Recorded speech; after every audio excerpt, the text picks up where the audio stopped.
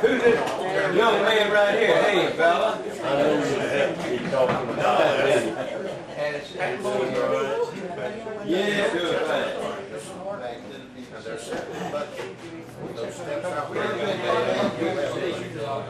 Hey, how's my girl?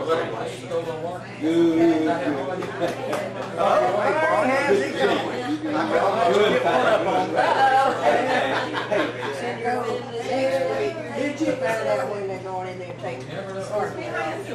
Oh, okay. I didn't know that they didn't put hardboard in. I mean, if you plan on water the twice, then you did No, how you doing?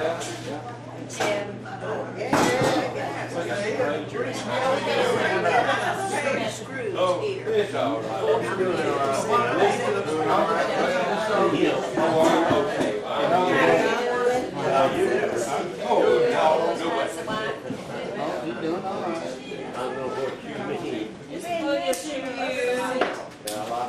Mark, right here. Good to see you all over here. Hey, Dad. Yeah. Hey, y'all. Very well.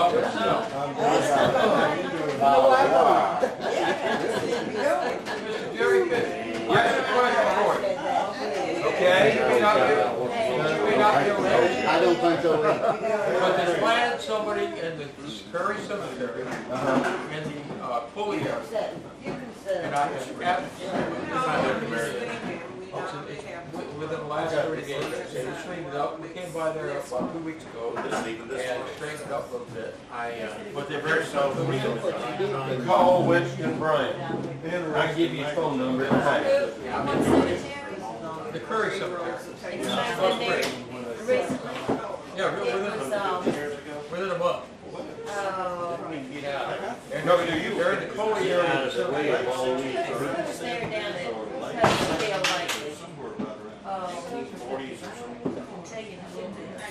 Well, this is the new.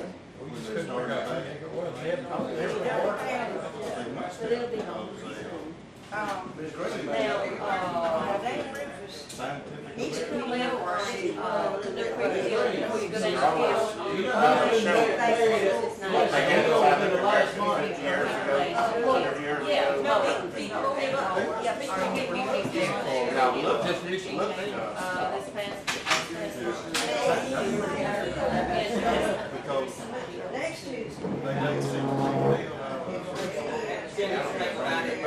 It's just strange you're putting basically the cold. But yeah, they're in a bunch of different places all around the world. You're gonna take it out? I mean, it's the same thing. Do you need some help? What you looking for? Fuel? She was here a while ago. She's back there eating here. Oh, she okay. We hadn't got time for towels. Yeah, I guess we do have one over here. She said she was pretty hungry, so she might be back there getting around. No, she told me, she said, I gotta get back in guard this food because So we have been. Bob Page Oh, no. will get back there. Is that an extra towel? Yeah. Remember that small one right there, and I'll put it out. I'll put it in the restroom. Everything's all right, and they still got the paper towel. Yeah.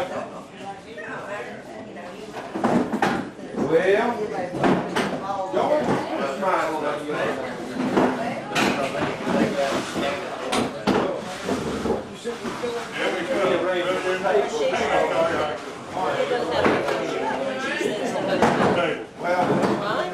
And they were probably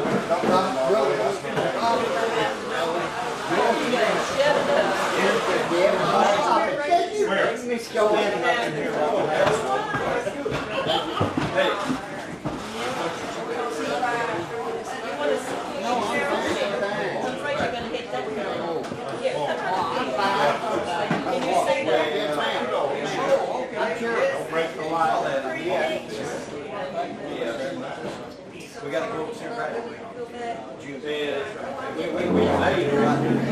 We worked on deal. every day that they get snowed out. Hey, man. Boy, you're like a young boy coming in here. You can come in.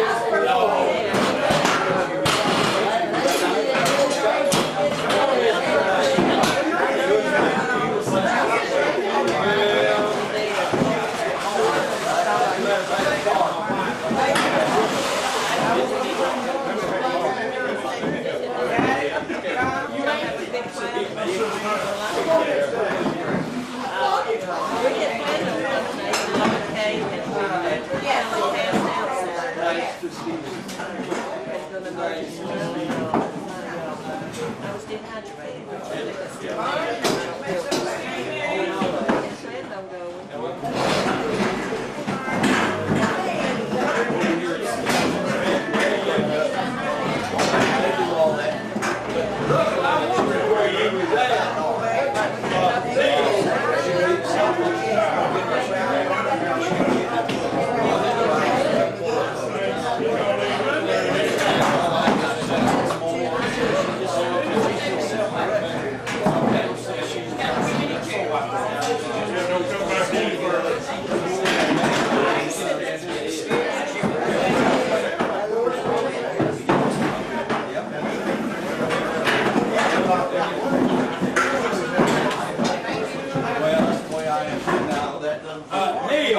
Being on time, I could do that now, but anyway. Yeah, we're. I barely got up.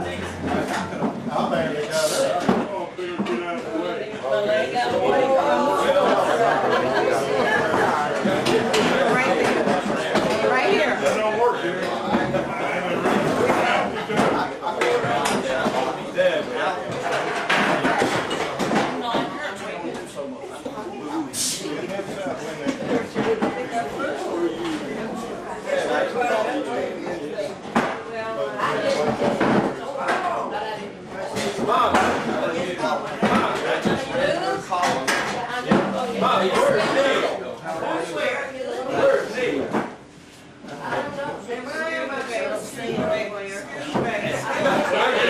Okay, let's go ahead and get started. We got a lot to cover anyway.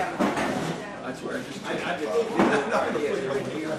gonna sit down over here. Hey, how are you? Nice to see you.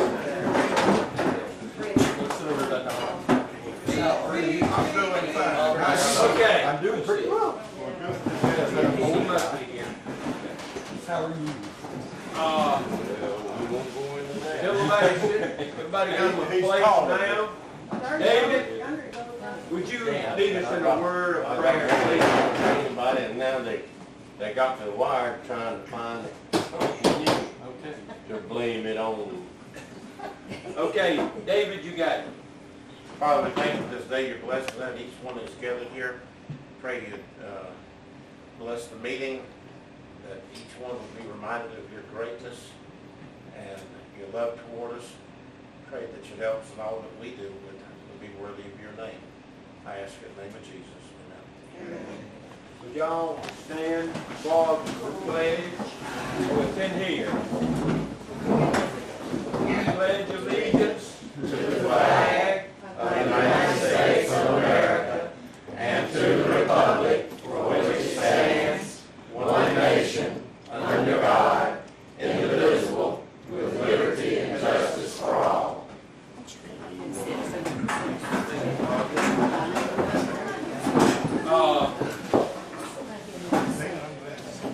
While we're all here, and I'm assuming our guest speaker somewhere, because Neil's not in sight, but I thought, first of all, we'd get a report. Just about everybody here is involved with Sawmill Day. And so if you would, we'll ask you real quick, like, Diane, if you would give us your report on the car show, and if you was in charge of it, and what do you predict for next year? Well, hopefully we won't have a storm. That's number one. Okay? We generated $500 in sponsorships and $10 in soda sales, and our 50-50 drawing was $44. And we wound up with 29 cars at $25 each for $725, which we had total income of $1,279.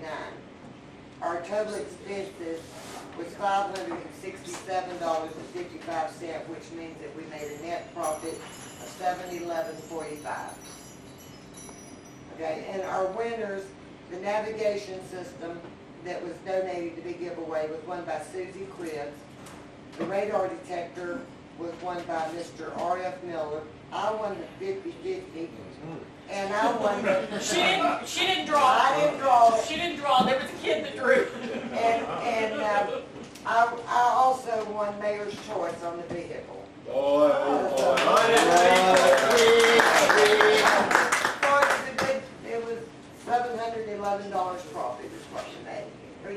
That's mighty, mighty good. And next year, but we had some obstacles to overcome this year. Freddie McCall really helped us, and he was supposed to be here tonight. All right, now, let me ask you something, Diane. You know, we moved it over there, and there was discussion about moving it back. What, you'll be in charge of it again next year, that is, if I'm still the president. So, do you Well, want to the leave it only- over there, or bring it back Well, over here? that was really a nice place to have it. It was really a nice place. And the reason we didn't come around to the gazebo for awards is because there was some kids that was running the field over there. Well, misbehaved kids. Mhm. And those guys wouldn't leave their cars, which is understandable. Yeah. Don't they trust them? Not when one bicycles around the Not show with cars. bicycles and you know, they were just, Yeah. they were asking people for stuff and, you know, but we dealt with that, that's no Yeah. problem. Okay, well now, And then the other thing is, you know, the train, the trolley fell through. Because we had told everybody that. oh well, it fell through because of me. Well, it fell through because of the weather, the storm. Well, I think they'll come on anyway, but I more or less emphasize that, well, I don't think we're gonna need you.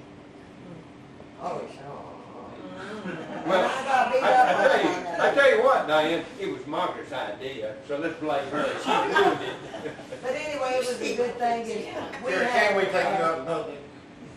the Mustang Club was gonna join us, but they have what they call Mustang Village in Pensacola, which was underwater, so they all went to Mustang Village to help clean that up. So there was a lot of people supposed to be in here that either was working or, so, but we still had a good day. You did a great job.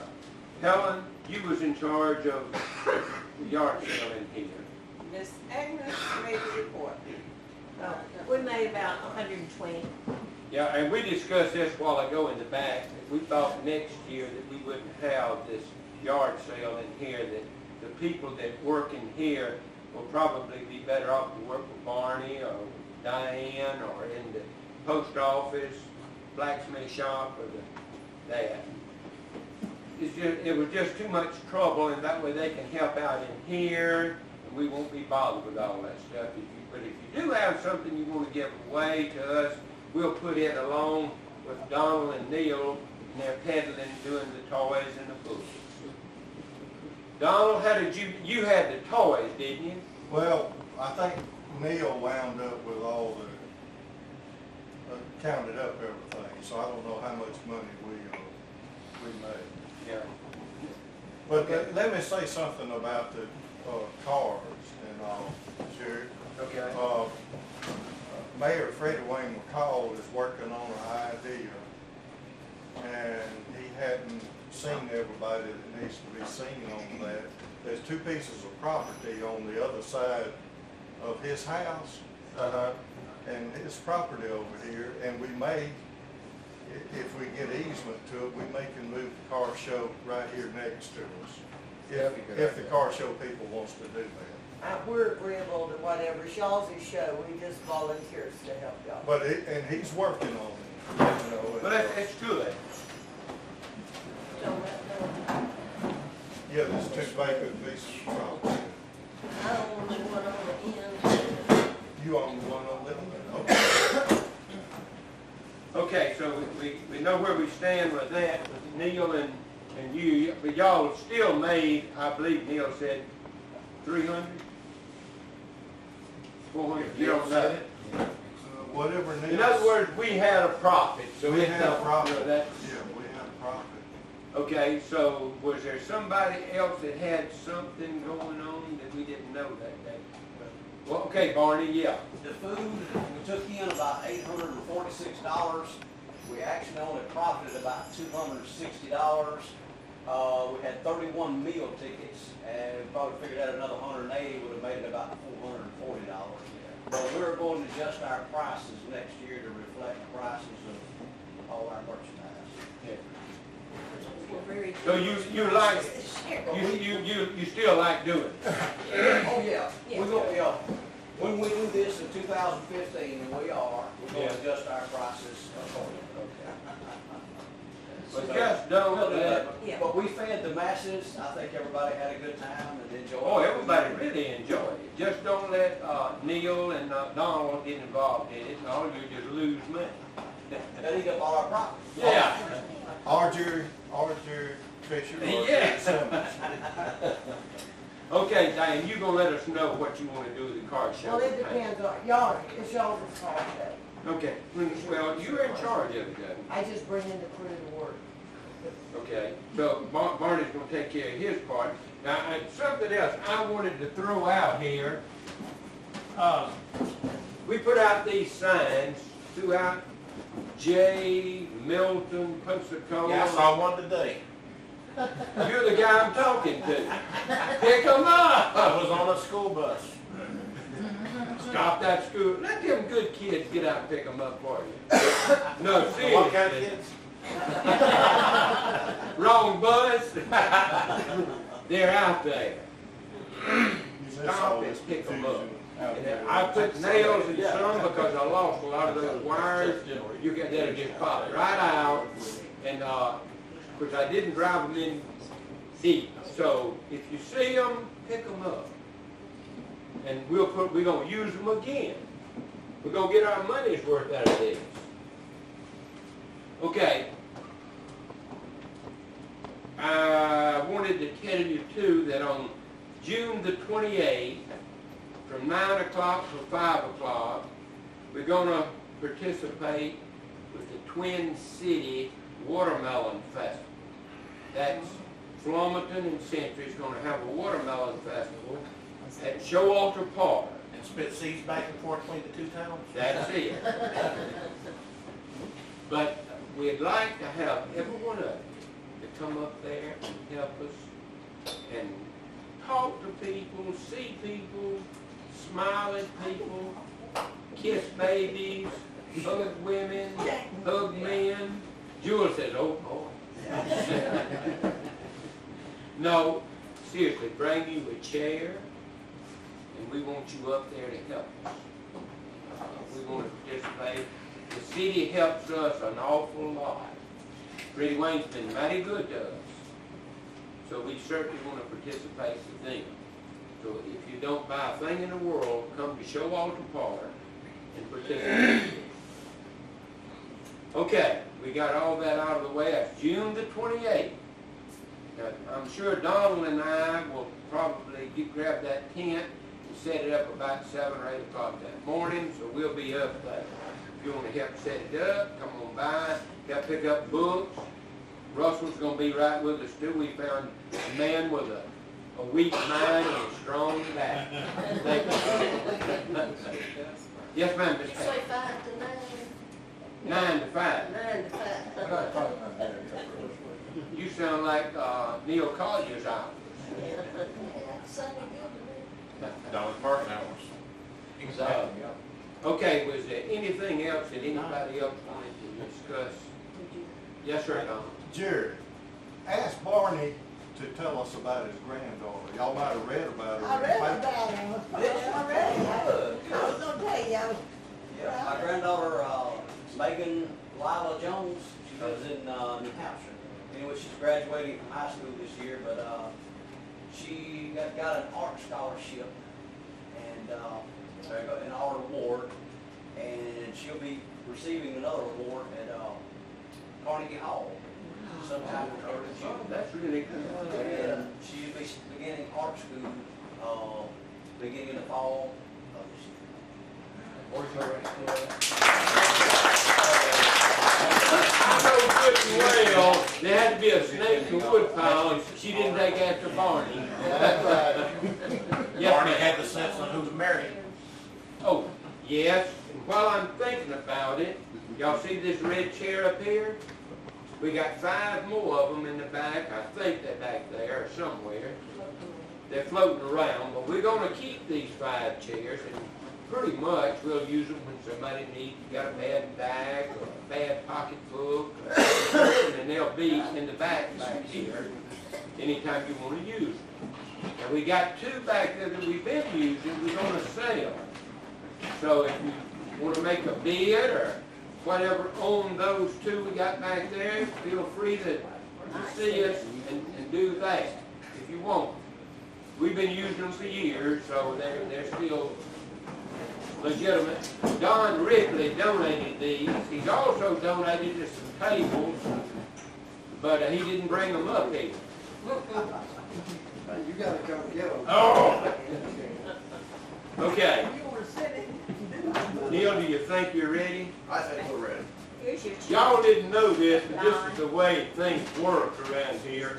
Margaret come over as the meeting was about to start, and she said, stall as long as you can till Neil can get back. So I've stalled the whole time. You're good at it, Jerry.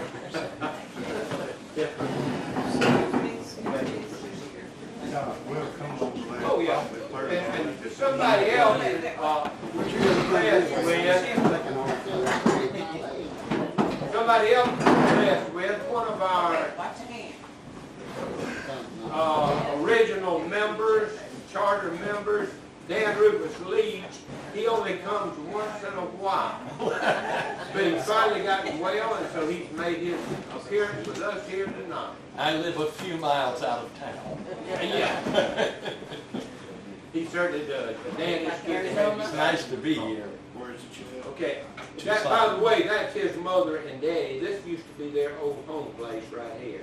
So that's Dan's story. Yeah, I think I'm sitting in the kitchen. You're sitting here. It looks like it's still a kitchen. Neil, I'm gonna turn this over to you now to introduce our guest, and, are we out of your way for enough? Oh, maybe so. Okay. That'll work. Not where you are right now. Our guest tonight is Dr. John Worth. He's an anthropologist and archaeologist with the University of West Florida. And he doesn't just dig holes or supervise digging holes, he also digs around in archives around the world to find out where he should dig the holes. And Smart man. I'm not sure exactly what he's going to talk to. I guess he's going to talk about what he's doing down in Molino. May or may not be aware that there was a Spanish mission and some say stockaded Spanish fort in Molino, right down by the river. And he's currently leading a field school down there and has made wonderful finds, and we'll hear all about it. Great.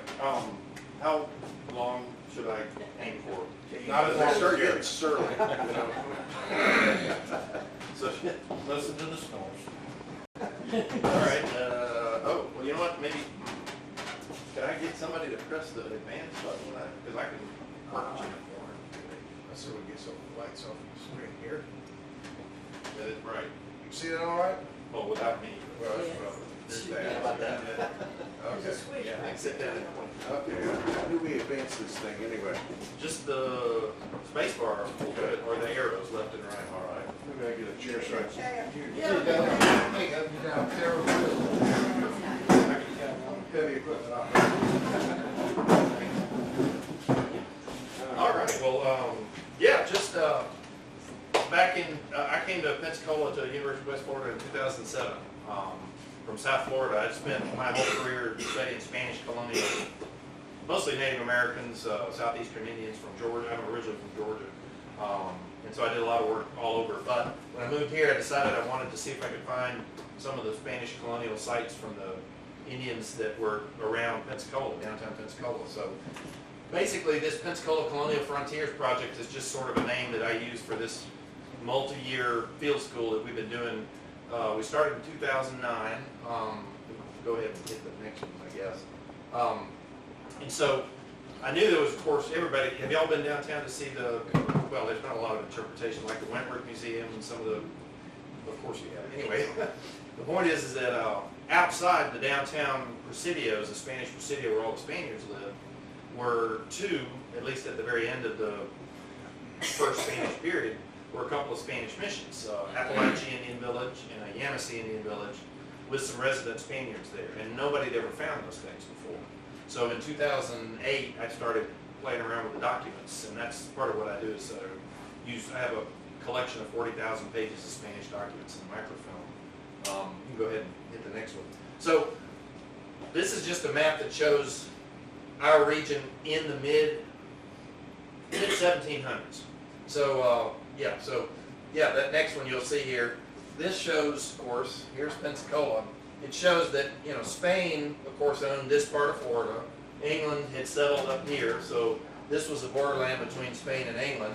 And over here, of course, French Louisiana was there still. And Mobile, of course, is the French easternmost. Whoa! Sorry about that.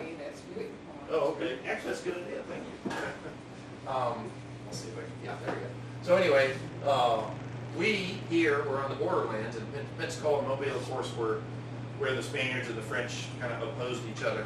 They cooperated a lot. But the point is that up here, up the river, was the actual frontier between the native groups that were allied to the French and the Spanish. So the Spaniards were down here, but they had Appalachian Indians living upriver, up the Escambia River. And the Appalachian also lived, some of them, their cousins, lived over toward Mobile. In fact, there's an archaeological site on Mobile Bay, Blakely Park, the Blakely Park State Historic Site. Right there near the town of Blakely is where this mission was, the French Appalachian village. But nobody had ever found the one for the Spanish. So, you can hit the next one. Just to show you the context, all this green, these are the native groups, the Indians that were allied with the French. These in blue are groups that are just essentially creeks, upper creeks and lower creeks here. And the red is all the Spanish and Spanish allied Indian sites. So we have a Yamasee Indian village out at Garcon Point, which I'm looking for, but I haven't yet found. Haven't really made a concerted effort. And then Mission of Escambia, or San Joseph de Escambia, St. Joseph. Anyway, there was another creek town, which was about 10 miles north, called Tawasa, or Los Tawasas, and another one over here. But that's pretty much it. That's all the Indians that were here in the mid-18th century. So I wanted to find that site. I think you can hit the next slide. The Appalachian are not originally from here. The Pensacola region and the lower rivers were originally inhabited in the 1600s by the Panzacola. I mean, that's how the bay got its name. The Spanish just took its name from the local native groups. Long after Tristan de Luna, 1559, was when the Spanish rediscovered Pensacola Bay. The Pensacola were pretty much on their way out. They'd been attacked and diseased and decimated. The point is that they pretty much left. So when the Spanish arrived, they brought laborers with them. They attracted Appalachian Indians to Pensacola. So they first settled after the English wiped out, the Creek Indians allied with the English wiped out the Appalachian. And then another group, they moved over here to settle with the Spanish. Then another group came in from Georgia after the Yamasee War of 1715. But in the end, the Appalachian stayed the longest with the Spanish right here in the Pensacola area in West Florida. They also later were joined by the Yamasee, who, after Georgia's Governor General Oglethorpe burned St. Augustine in 1740, the Yamasee said, "We're getting out of here," and went west to Pensacola, and they joined these guys. The mission that I found that's down at Molino is 20 years long, just part of the Appalachian time period. We haven't found any of the other sites, so this is the first Appalachian site found in our region. So next slide, please. So the mission here, the earlier version of this mission was down here, somewhere near the UWF campus. We might have traces of it, but we're not real sure. But the site up here, both this town and that town, their chief was named Juan Marcos Hispani.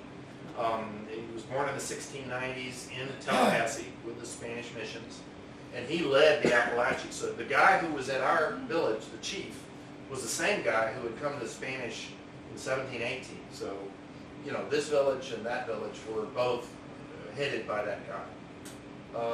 And there's downtown Pensacola. You know, Pensacola moved around a bit. The Spanish had 3 presidios out there. All right, next slide.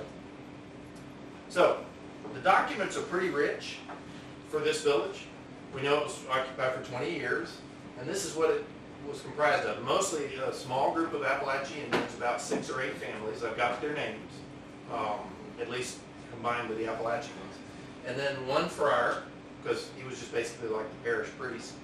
they stationed soldiers up there to help control the Appalachee, keep them from trading with the English through the Creek Indians, which didn't work too well. Usually when they set soldiers there, that means the Appalachee are actively trading.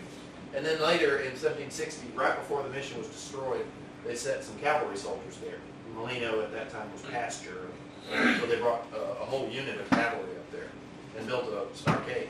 Anyway, so the structures would have been a bunch of houses, a church, and a friary where the friar lived. The barracks, when the soldiers came up, they built a barracks for them in the summer of 1760. Although the hurricane that came in August wiped out all their progress, so they never really occupied it. They built a stable for the horses, and they built a stockade wall, so like a fortified wall, essentially, turned it into a fort. Then, and it's, make a long story short, sort of, Creek Indians were trading actively for both decades when this site was here, but there were a lot of abuses, and the lieutenant at this village irritated one of the Alabama Indian chiefs, who was, well, Alabama Indian, but part of the Upper Creeks, and he threatened him, and the chief said, I'm going to come back and bury you with your horse under that tree. Anyway, the point is that a few months later, the guy who caused the irritation had been reassigned, but the cavalry garrison had 7 men in it when it was attacked by a group of Creek raiders, and they killed 2 of the 7 soldiers, scalped another one and left him for dead, but he survived, and took 4 away as prisoners up to Fort Toulouse in Alabama. The French later actually ransomed them for 120 pesos each of trade goods, and so the Spanish actually paid the French off to get their soldiers back. Anyway, so it was burned. The Creeks burned the mission to the ground, and what it left was a ruin of a Spanish stockade with a village. You know, so when the British came after 1763, next slide. Oh, well, this is just signatures of some of the guys that were at the mission. There's the friar that led the Indians out in the night while the attack was happening and saved them. This guy's the one who designed and built the fort, the stockade wall that we're digging. This was the guy who irritated the Indian chief, but who got reassigned later. And here's the first lieutenant who was actually before him. All those folks were at the mission. Okay, next slide. Here we go. So it had been burned in 1761. 10 years later, David Tate, who's well known for having put together a lot of documentation relating to his trip back and forth, I guess certainly one big one to the creeks. Anyway, he made a map here, and you can see this is Pine Barren Creek, and we didn't know that originally. This map was just labeled as Little Escambia, which sort of threw a lot of folks off that thought it was much farther to the north. Anyway, the point is that it shows a bluff, a landing here, shows fields, old Indian plantation, and right downriver it shows this thing, old Spanish fort, mostly burnt down and destroyed by Indians. Because the Creeks were the only ones left, and that's who David Tate was talking to. They were the ones that knew about the attack. The Appalachee left with the Spanish and actually settled in Veracruz, Mexico. The Spanish gave them a whole new town and settled them there. So the descendants of our mission, our Appalachian mission, are living in Mexico, if they have any descendants. So the point, though, is that the British knew about this fort really well, and this detailed map gave me enough clues to be able to pin down a spot where we were going to do archaeological survey. So next slide. And it's none other than, and there are a lot of other maps from later periods. This is Durant's Bluff, where Molino's set up. It wasn't called Molino until a fellow from the north came down and set up a sawmill in 1866, and he named it Molino because it was a mill. That's the Spanish word for mill. But originally it was known as Durant's Bluff, and there was an early mill here by a fellow named Thomas Cooper. But this bluff shows up as the same one that was on that old map. This is from the 1850s. But the point is that we did survey out there to find exactly where, somewhere in here, was that mission. Next slide, please. So, next. This is, in 2009, we did a whole bunch of shovel tests. We tested all over this area. Little bitty holes in the ground that allowed us to get a glimpse. We'd sift the dirt and find artifacts. Most of what we found that first year was nothing. We found the old train depot and remnants of 20th and 19th century stuff, but finally, toward the end, near the edge of these really nasty woods that we didn't want to go into, we found some mission artifacts, little glass beads, some Indian pottery of the right time period. Next slide, please. And so we tested all out in here, we tested out in here. And it turns out that that little patch of woods was the mission. The patch of woods was unplowed, undisturbed. It's never really been disturbed at all. And the mill is actually below it. But the point is that the woods protected it. So we finally got machetes out and just hacked our way into it and dug a few holes and just dropped our first test bit right on top of the stockade.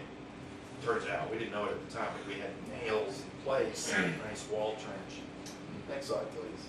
So here's a real detailed topo map, shows all of our excavations. This is about, I don't know, 100 meters, 100 yards or so, roughly. And there's a bluff, and then there's a lower terrace. That's where the sawmill was, owned eventually by Daniel Sullivan. But it burned in 1884, so it's just a ruin. And then they blew it up, the big chimney, they blew it up in the 1960s to get bricks for chimney. Anyway, next slide, please. And here's what it looks like. There's the high bluff where the mission is. There's the second bluff, the lower terrace there where the sawmill is. And then there's the modern swamp. So this, the only time that I'm aware of, Neil, you may be able to correct me on this, that this has ever flooded in the 20th century was in, the 29? The 1929 flood. Other than that, this high bluff is above all major floods, normally. So the point is that that's where the Spanish and Appalachians set up their mission. Next slide, please.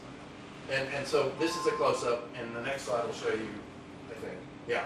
So this is where the stockade is. We spent 4 years digging out there, and we finally, 18 meters long, we finally found a corner for the stockade. It corners and goes down here. The bluff is over here, so the point is that they made a square stockade. We haven't explored out here yet. We're going to maybe do some of it this summer. There might have been a bastion or something like a typical fort. But the fort wall, the stockade, ends right here. And we tested out here, and it doesn't pick up. So it looks like what they were in the process of building and never got finished. They built the first wall against the bluff and the woods, the swamp, which was the least cover that they had. Actually, it's the greatest cover for any enemy attacking. So they apparently left this side open, or at least we don't see a connection. We think this is the church. So there's a mission church out there. It's got clay floors, and I'll show you a couple slides. We're going to be digging here to find, hopefully, the outline of the church, and we're going to be digging here this summer we found a burned floor that might be the actual barracks where the soldiers were when it was attacked. Next slide. So these are just test units, how we dig and what it looked like originally. Next slide, please. And there's the wall trench. That is a deep trench that was cut in the ground with a square bottom. They put a sill of wood nailed with big nails every 9 inches. That's a Spanish palmo mayor. That was the measurement. But you can see the nails standing up. Boom, boom, boom, boom, boom. Anyway, they had vertical nails to nail the sill, the posts into the sill, and then other ones for the sill to be nailed. I know, we're still trying to figure out exactly, but the point is that was part of the palisade. Next slide. And there it is again. We got 18 meters of it total, 19, something like that. Next slide. We also found, outside the stockade, we found remnants of cob pits. These are burned corn cobs that the Appalachian Indians used to control mosquitoes, smudge pits. So they dig a hole in the ground and then throw wet corn cobs in and let it smolder. And that would create lots and lots of smoke to keep the mosquitoes at bay. I tried it at a mission I was digging on back in the late 80s, and it works. Anyway, we find just whole wads of these cobs. They're like little popcorn size, you know, the decorative thing. They're only 8 rows. They're not like modern hybrid corn. Next slide. And here is the clay cap. There's a thick layer of yellow clay that the Indians dug, well, or the Spaniards. Anyway, somebody dug off the bluff, so it's not natural. But they brought it in and they used it to cap over a really rich, dark occupational floor, like an area where people have been living. And we know that this area was where people lived originally because it's crisscrossed with lots of wall trenches that overlap where they kept rebuilding buildings. And it's full of artifacts from the mission period. I'll show you some of them. So it's a pretty rich area. It might even be where the friar lived. It might be where the chief lived. We're still working on it. That's why we're still digging. Next slide, please. You can see here, the yellow is the clay that dipped down into the depressions where the trenches were. So each one of these is a wall. There's a wall that runs here. There's a crisscrossing wall here, here, here, here. And that unit, there's another one. A total of 8 walls parallel north-south and 2 walls running east-west. And somewhere in that maze of walls, we're gonna find, I hope, a church or a structure of some sort. This is the only area that has wall trenches, which is a Spanish technique. It's not the way the Appalachians built their houses. Next slide, please. These are these are post holes, and here's a double post. You see what it looks like from the top. It's the outer, the fill where they dug the hole, and then there's the stain from where the post itself rotted. And this is all right below the yellow clay, so the clay seals it off. We have 19th century mill debris on the top of the clay, and under the clay it's all mission stuff. And here's the side wall, what it looks like. Post here, bottom of the posts. And here's just a standard post. But this tells us where the roof beams were, or any, walls, all that kind of thing. Next slide, please. We also had the mill down below, the sawmill, needed to get fresh water for the boiler. And it turns out that we found a land drain, or at least a place where they dug a trench. This is after 1866. They dug a trench with a square bottom. They then put a wooden box with nails to put the planks together. And that was essentially an improvised pipe, to run water. And then they filled in dirt on the sides of the wooden box, the trench, the piping. Then they filled it all in on the top with brick rubble, Gonzalez bricks, and anyway, stuff that's all 19th century. And that's probably what they do, is they'd be able to dig it back up real easily and scoop out all the sand that might accumulate and then fill it back in. Anyway, it's just rubble on top. But this is 19th century, and at the very end of it, on the one end is where the boiler was, presumably, down based on what we know of the archaeology of the sawmill. Next slide, please. And at the other end, we finally found that this was a well. We thought it might be something that's related to the stockade, but it's just a square well. Here's the pit that they dug for the well.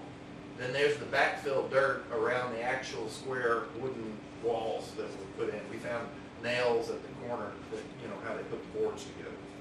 And this goes really deep. We didn't go to the bottom of it or anything. I'm not about to dig down into a well. But it's filled in mostly. Next slide. So, the Escambe Pueblo, the little mission town itself. Next slide. The stockade, this is essentially all the major wooden frontier forts built by the Spanish in Florida on their frontier during the late 1600s and 1700s. Well, these lasted into the 1700s. And look, as you see, these are small. This is a little thing. That right there is not much bigger than this building. This one, on the other hand, has anybody been to Mission San Luis in Tallahassee? They've reconstructed this whole building right here. It's huge. And they dug it. But there's a village here with a stockaded fort outside. Now this was a Spanish village. It had 30 soldiers and at one point or another, 3,000 Indians living in the village. So it's a major establishment. Ours is pretty small. But in this case, the stockades around the church, the barracks, and the kitchen, and the friary, the friar lived. That might be something like what we have. We don't really know. There are no drawings of our mission, so we have to dig it. Next slide, please. This is the reconstruction of the San Luis corner, what they built over in Tallahassee. Here's our corner. You see the mottled clay there? That's the corner of the stockade. And here's the wall, the curtain wall between the corners, and that's what that would have looked like. And the reason they dug a sill and nailed the posts to a sill down beneath is so that an attacker can't come up and pull one post out at a time and just weave their way through. They're all, basically you put one beam across it, nail things to it so the posts are all firm.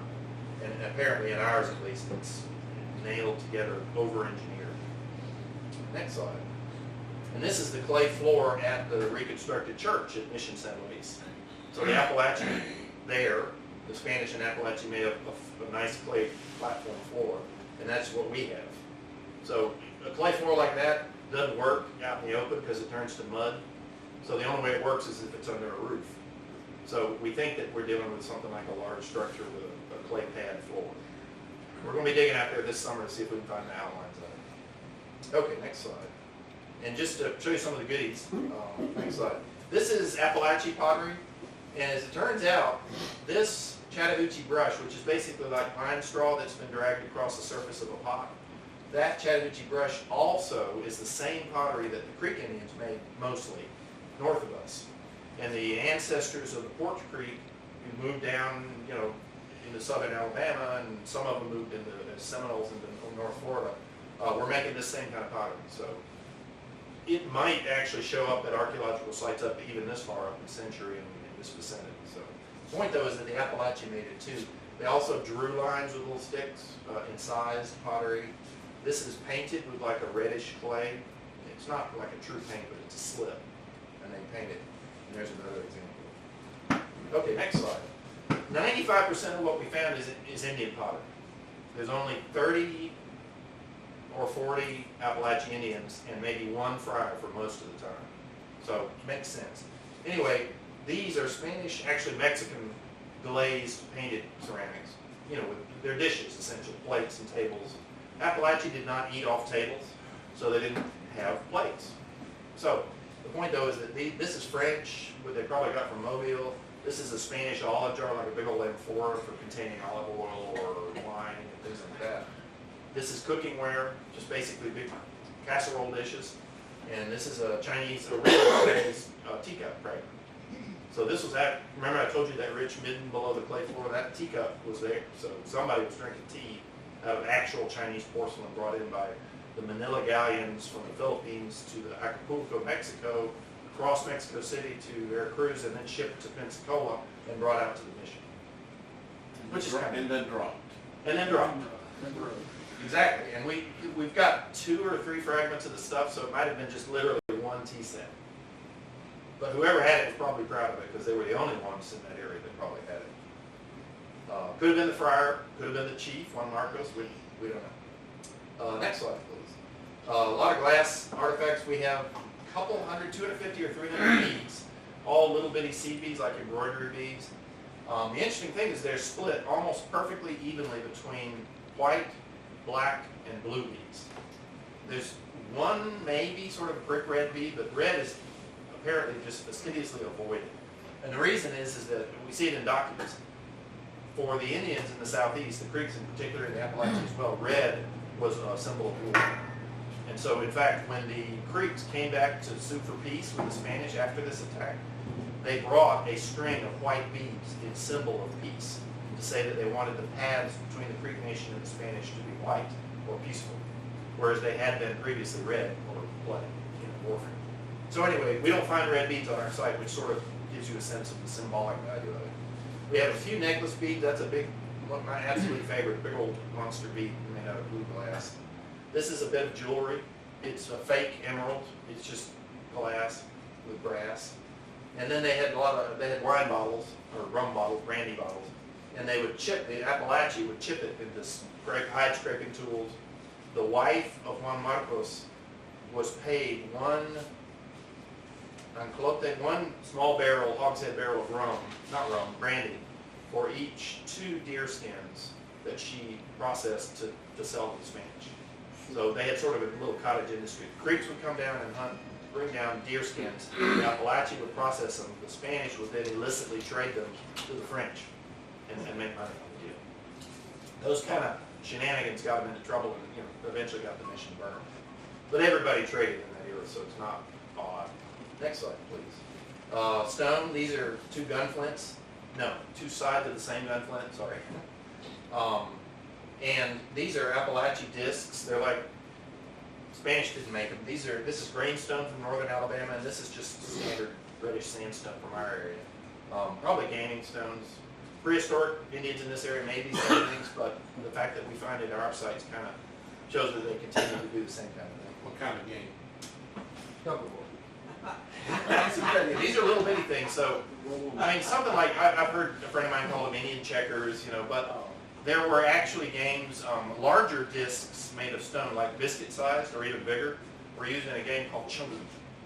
And the chunky, that's where the term that's used in sound, chunk it, like throw something really hard. They would use it, roll it, and wherever the disc fell over, they'd throw a spear, and whoever got the spear closest to it would win. And it was a very vigorous game. But the kids apparently would also do one where they'd roll a marble or a bullet, and maybe these things down a little trough that they dug in the sand, and roll it, and then predict where it came. And I don't even know the rules of that thing. A lot of these things we don't even actually know much about, except just the occasional account from like David Tate and others who have actual written narratives of their interactions with the Indians. But we find thousands of pottery discs on prehistoric mound sites in Georgia and elsewhere. So they're definitely making a lot of them. They're not hard to make. But what they're used for, anybody's guess. Lagging at the line, draw a line, and you toss it. I can think of it, yeah, They're there's, still do that today. I mean, these are, just because they're Indians didn't mean they didn't play lots of games, so. And they gambled a lot. We have a lot of good evidence they gambled a ton. That they would stake things on it, up to and including their wives and property and houses and all that sort of stuff. Or at least that's what we're told. So, anyway, next slide, please. A lot of metal. This is a neat nail that came out of the stockade wall, and that is a pine fat like a knot, and it's preserved. In other words, the iron has gone out into the pine, and it's solid pine anyway, and it's not that old. It's only 250 years old. Well, that's kind of old, but anyway, so it's still there. So we actually preserved that. This is a lead seal, and it's apparently British. This is a K, and this is 653. K may be for a type of cloth that the Creeks are known to have traded with the British called kersey, for a town called Kersey in Britain. And 653 is 653 inches, which is 1 inch or 2 inches shorter than a bolt of cloth at that time period should have been. So there were standards, and it had to be marked if it were more or less with exactly what measurement that strip of cloth had. And we found this actually in the stockade wall. And a whole bunch of bullets, mostly buckshot, mostly birdshot with some buckshot too. And one actual musket ball. And what's that? Oh, that's a buckle from a buckle made out of brass. And we got buttons, but I'll show you that in a moment. In fact, we got lumps of iron and material that's been rusted, but we have an X-ray machine in our conservation lab, and you can actually see here, if you look at it really, really close, well, you can't see it that well here, you can actually see the barb. So this is an 18th century fishhook, and we know that the Spaniards would use them as things to trade to the Indians. And this is a brass-headed button, military button. Actually could have been for anything, but somebody put the shank, repaired it and put a shank of iron wire in there, so you can see that here. We can't tell that without the X-ray, so it's kind of cool. Next slide will show you an even better. We found this lump of nondescript blob of rust, and on X-ray, it's clearly a blade of a straight razor. And in 1761 or so, there was a box of 20 or so straight razors brought from a ship that was confiscated from a ship or wrecked or something. Anyway, the point is, we know for a fact that there were straight razors being used as trade goods to the Creeks. And probably to the Appalachians. So whether this was a straight razor, it was found right on the floor of that building we're talking about, under that place. So it might have been used by a Spanish soldier to shave, or the friar, or the Indians would use them for anything. I mean, it's a good steel knife, real sharp. Next slide. And just to show you kind of what we're doing now, really, just literally today, I was out in the field. I ran home and showered and came back up, but we are clearing. We have hacked down all that nasty undergrowth and left the forest. It's very park-like, very beautiful.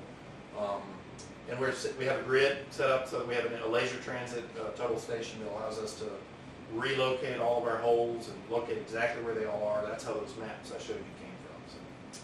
So, next slide. And this is Mystic Springs vicinity.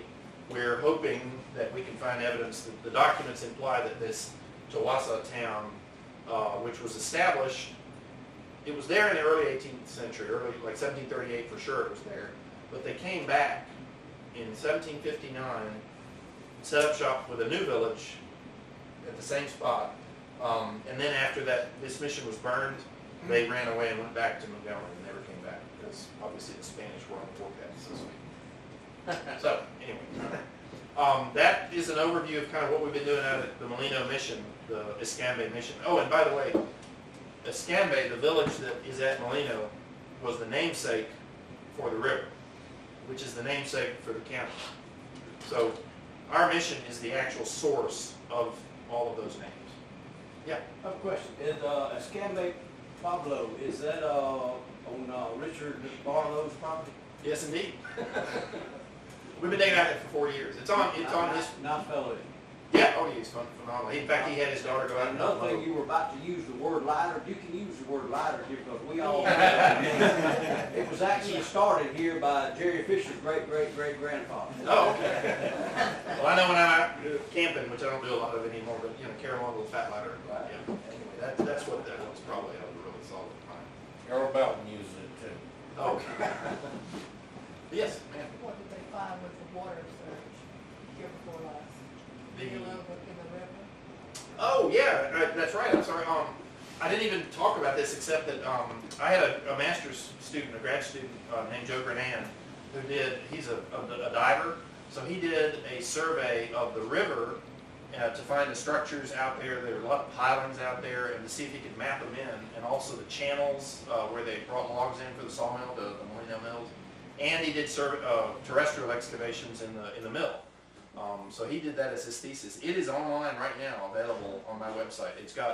He did a phenomenal amount of historical research, got the names, and he even found anyway, there's a photograph of the train engine that they had, that the guy Sullivan bought for this mill. And there was a lawsuit at the end that talked about like all the lumber that was there and not used when the mill burned in 1884.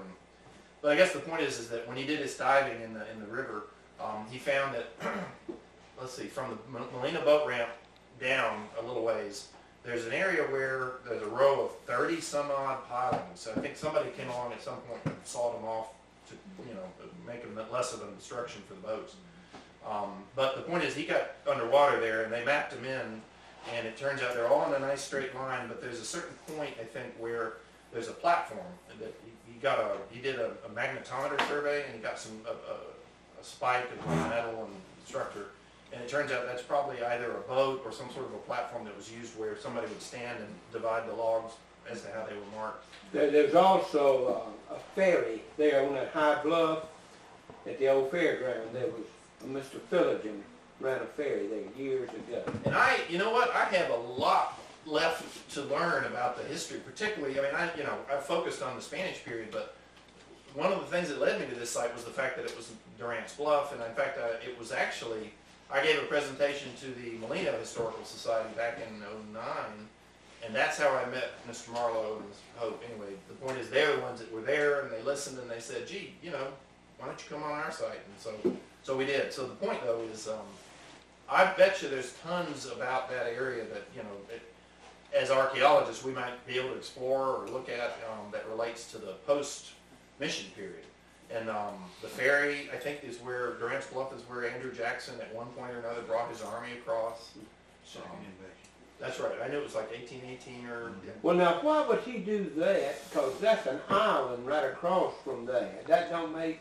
it's 7.5 miles long and 3.5 miles wide across there. I agree. There's no sense to that. There's not a very good island at that. No, it's not a very good island. We don't know what it was then. Yeah, you're on It was in 1816 in that vicinity, it was owned or whatever by a fellow named Francisco Bonal, so it was called Bonal's Island, and then at some point it was Antonio Island, and anyway, later became, of course, Parker's Island now.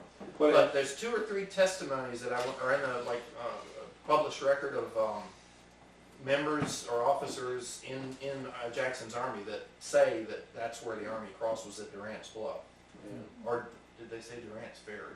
Anyway, I'm with you. Doesn't make a lot of sense to be a ferry. No, and in 1962, there was only one house from the railroad track back to the river, and that was Mr. Philligan's. Oh, he was the one that operated the ferry, is that right? No, it was his father, I believe, that operated the ferry across there, and he lived out in that field.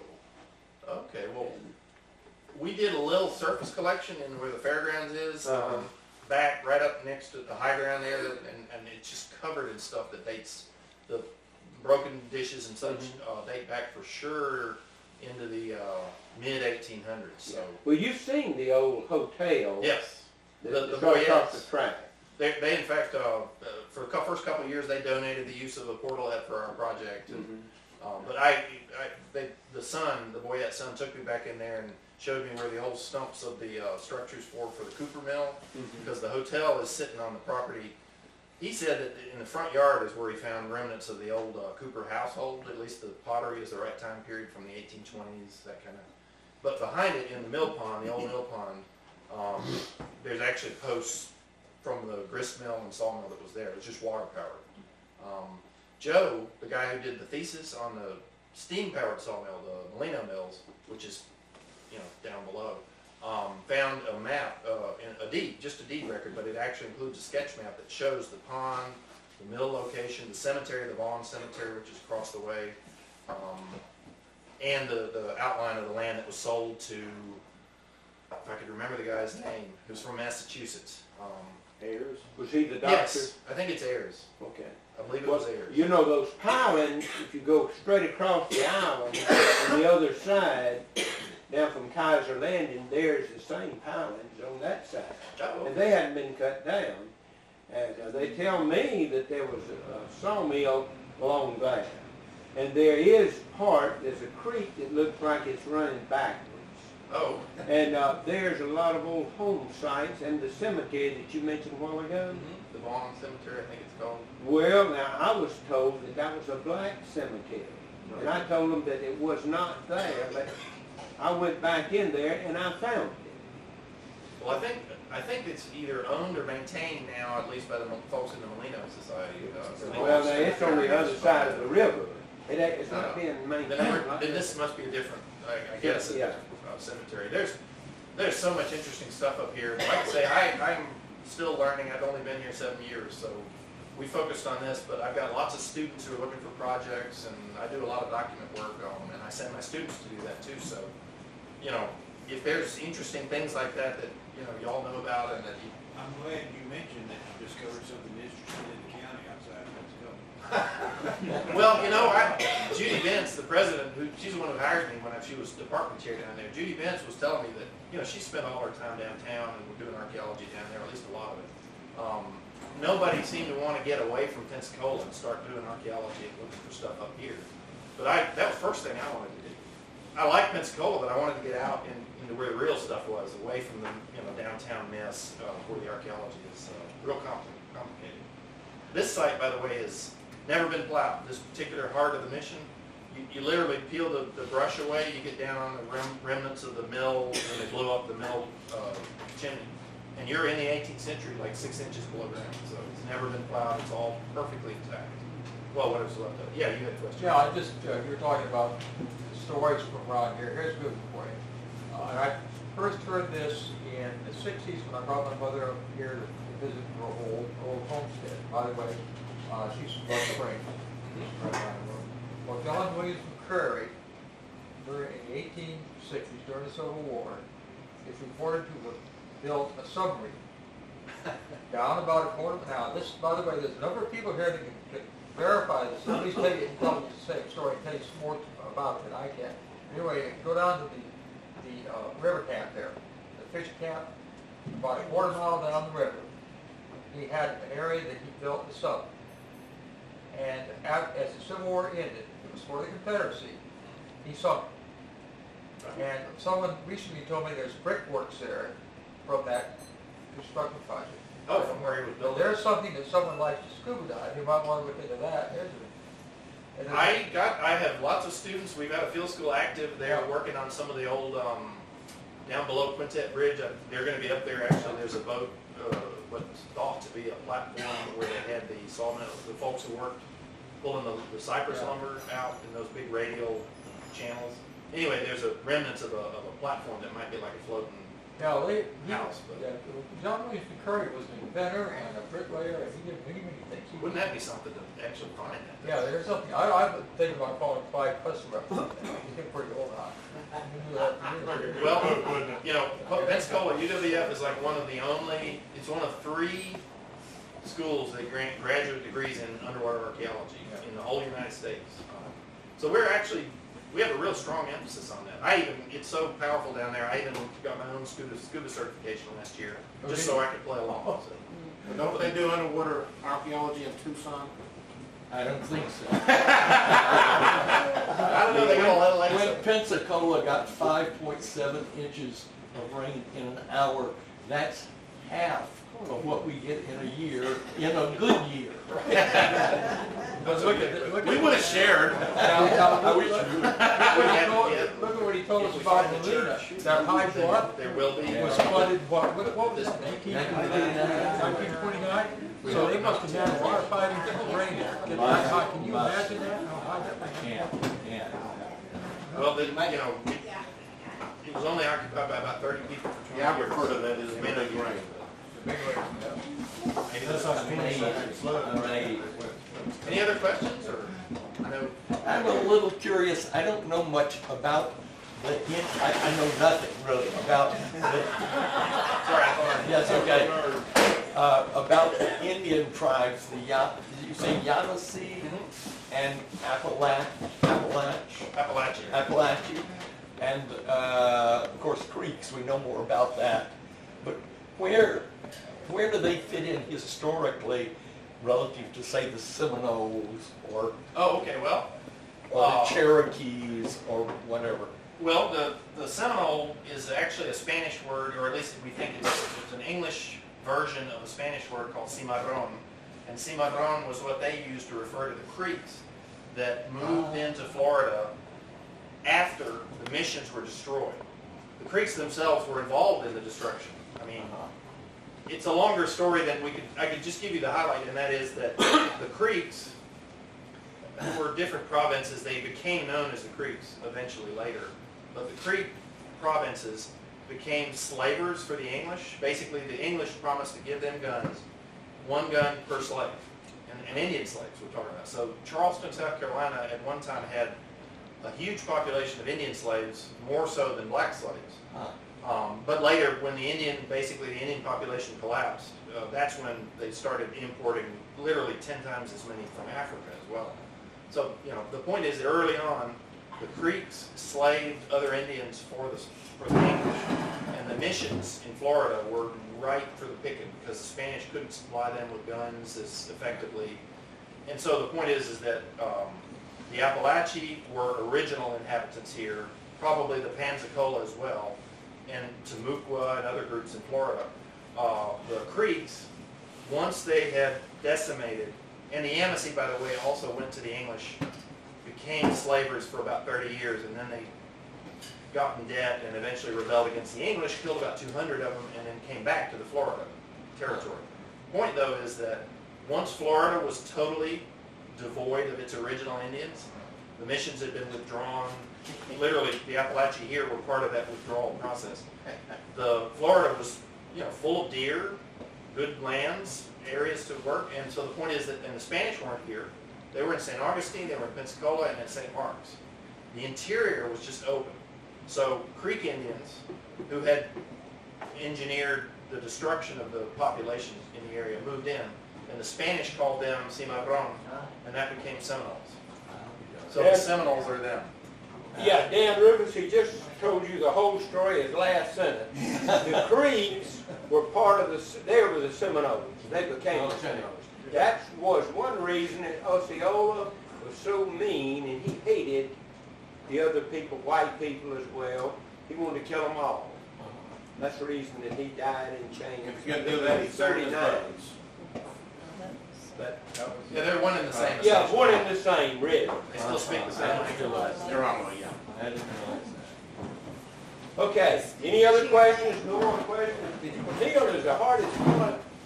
What did you do with it? Oh, I got a question for you. Oh. Appreciate you. Oh, you're very welcome. Yes, Glad to do it. we certainly enjoyed it. There's you a book. Thank you very much. You can read and know all about the Red Eagle. I shall do it. And he was quite a character. This is fantastic. We occupy an art place in the library. Okay, great. Thank you.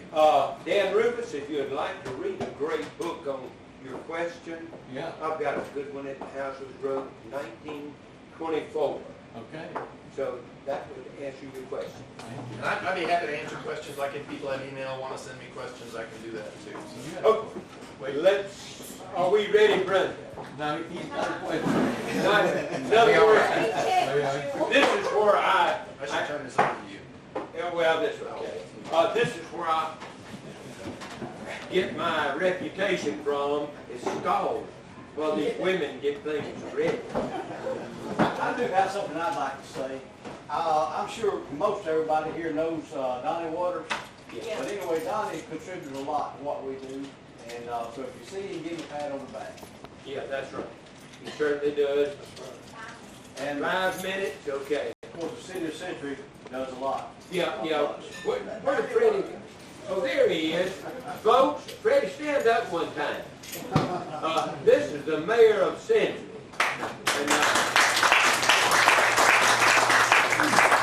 if it wasn't for Freddie, probably our sawmill day would probably have a lot rougher road to travel. Freddie makes it a lot easier. Keep up the good work, Freddie. We're going to give you a raise. Okay. We got... Mr. McCall, we have a little thank you card from our card members, and we're gonna make you an honorary member of the Bad Boys Club. He qualifies.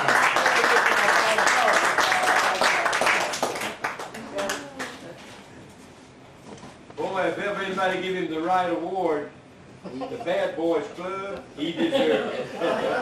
Hey, Jerry, I'm the original bad girl of that club. Oh. It's a car club, Jerry, it's a car club. Okay.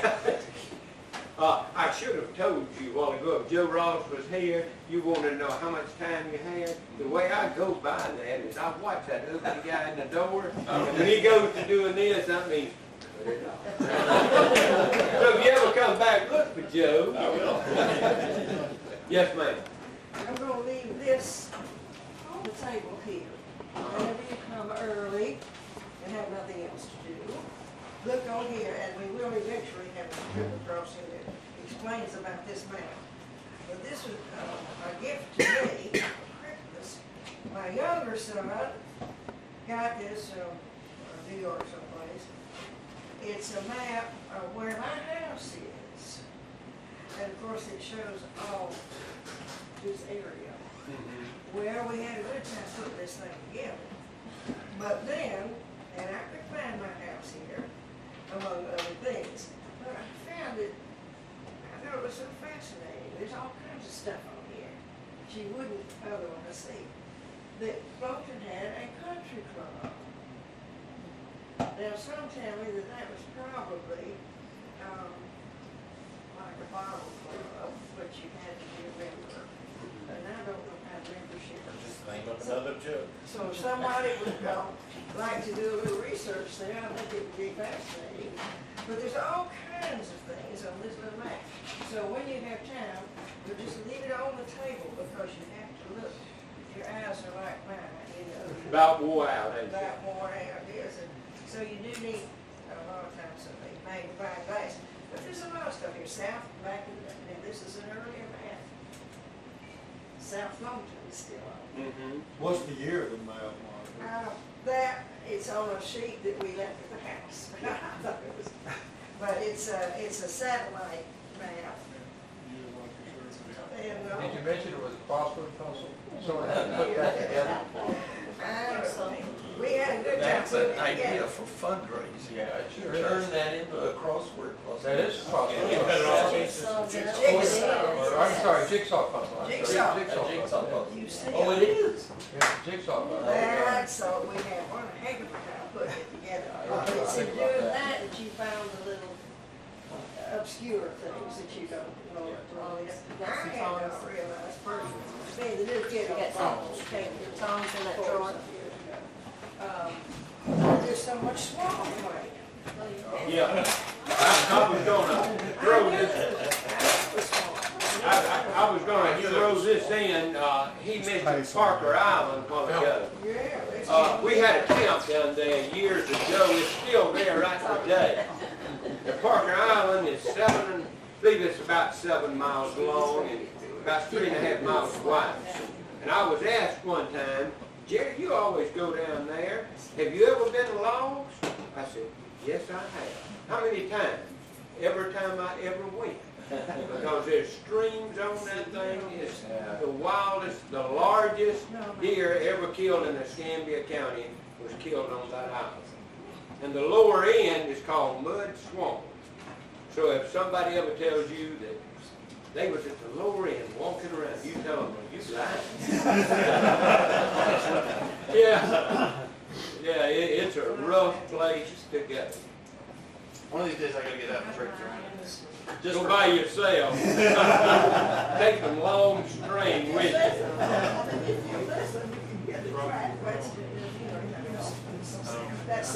But that will throw you off. I've been down in that swamp and I hear that train, I said, oh boy, that's the way out of here. Then the train gets on by and you say, which way did it come from? But anyway, You see the cemetery. on Parker Island, there ain't no cemetery. Now, I don't care, I can't help what they say, I walked that, now there is a tank on it, it's about as long as this room. And I opened and closed the tank because I thought there was two of them. When I went by the first time, I was lost. I opened that top, and I left it and I walked for a half a day or something like that. I come back, I said, there's two of them. And that's the same one that I closed a while ago. So, no, I don't believe there's no level ground, there's nothing. The years ago, there might have been, but it ain't nothing but marsh, sloughs, things like that.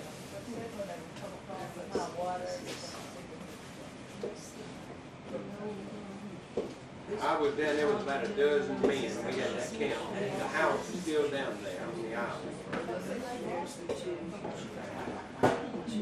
Yeah, well, since '62, I hadn't seen nothing like that. I've seen a cross over on the Shamuckra side of the cemetery, right down in the river. That might have been what they're talking about. That's what I was talking to him about. Mr. Fisher, I have everything. Thank you. Okay, let's, is that island in the middle of the river, or in the river? yes, Morgan Cutoff, that cemetery, you go down in Molino, that's called Morgan Cemetery. Well, he obviously had a mill right on that site, because that's what we were told years ago. And they call that Morgan Cutoff, and they say that he's the one who actually cut that river through right there. And Pine Barren Creek comes down and empties in to Morgan Cutoff, and if you go all the way around, that creates the island. It wasn't an island until he did it. Sure. So it was not an island until he did it. It probably was a stream that made it around that, because there's a lot of streams down there. But it's a rough place to go. Okay, she's got everything ready. So, sir, we'll let you lead the way. Or either Miss Green, you can lead the way. Get out of here, y'all go through here. Okay. No,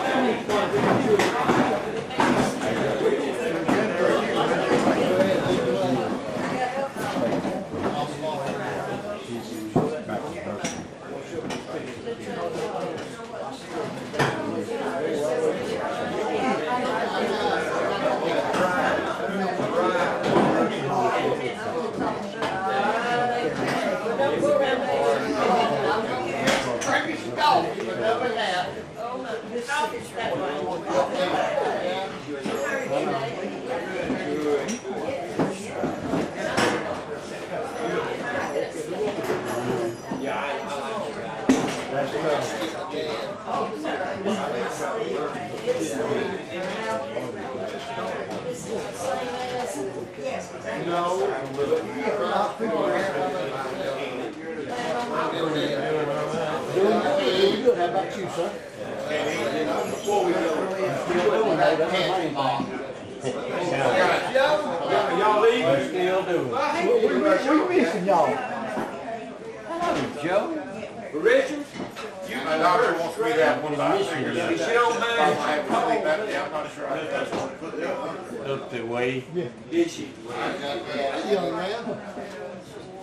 Great. You doing all right? I'm doing good. Still racing. They don't want to look at anything on the side. Hang on, let him say it now.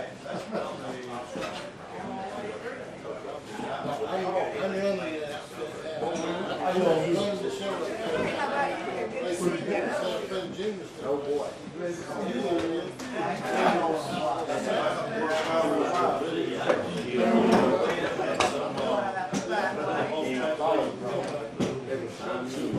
How you doing, young lady?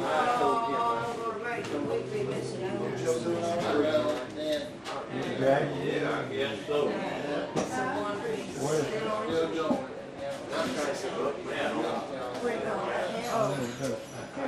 What do you got on that? Well, Mike, I heard you back there. Well, good. Kept records. Oh, you got it good.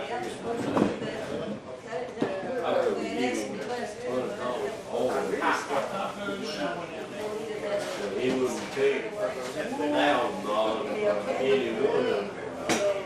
Well, people that get more from right down than they cost from you. Well, it's always going to build another ship about 50, 60 years long. But there's the old way now.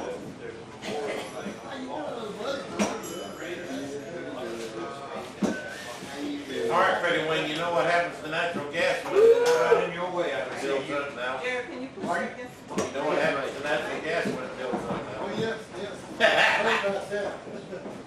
Of course, I figure stuff you got leaking up the road that's building up. I'm coming.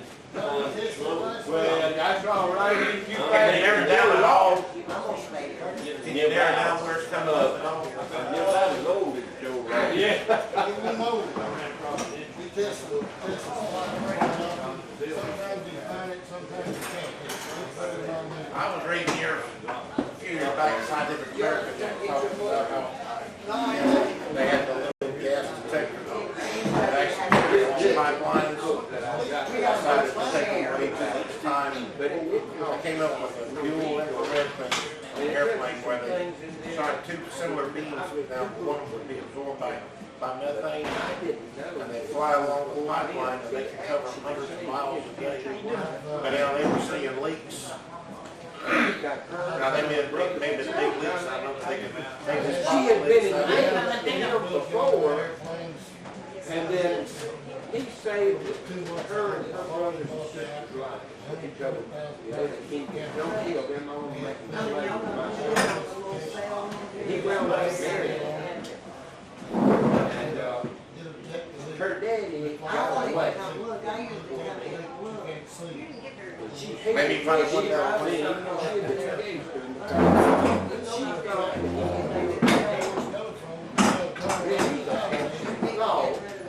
that they probably had kids. Replace all of that. But come to find out, he had gotten away, and then later on, that's That's why I say I don't like it. But now, this book was wrote in 1924. So I Well, how's your natural gas franchise problem going? It was just far away from there. That's, Joe, what you got there? How do they ever get in their reserve seats? Nobody gets questioned.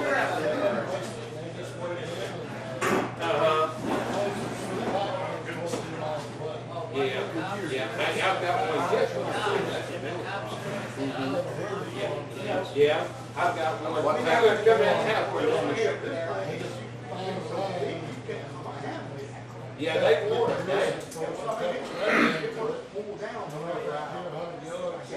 It would. Russell, let's keep up in time. How you doing? I'm doing how you doing? John Candy many years ago told me that his wife's father did hot taps on Yeah. I think it was all lines. He could tap on to in place on purpose and uncommon job.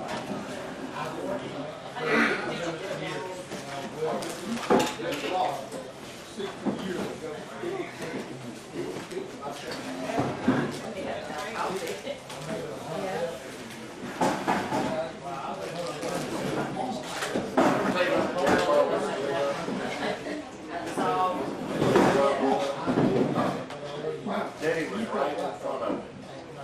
He was driving by one evening, pipe that was going from side to side, and then the whole thing blew up, and it speckled his pickup with the debris. It went straight to the South Florida Police Department. And total dairy barn just blew up. So they went there immediately and said because they got notice immediately, they were able to find a candle somebody had left lit. They had cut the lines. It has to be brought. The gas Has to be brought in, we have some friends. and they had a burning candle, but even when it reached explosive level, it blew the whole thing out right there. Said Daddy, it was arson. We got some insured, But yeah, Daddy was Daddy was Live like, from the Huntsville area, we got some Greenstone, which is from somewhere north of Alabama. So they definitely upped up this county area. That's definitely.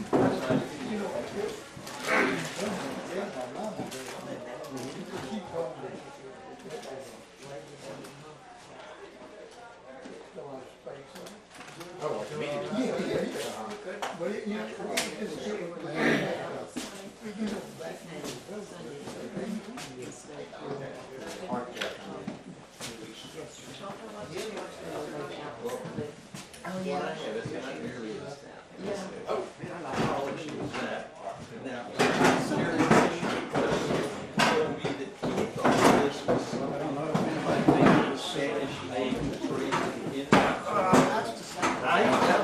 The back room of this house. Oh, we moved into it, my parents and I, when I was maybe 7 or something, I was 6 and a half, 7. It was on the floor.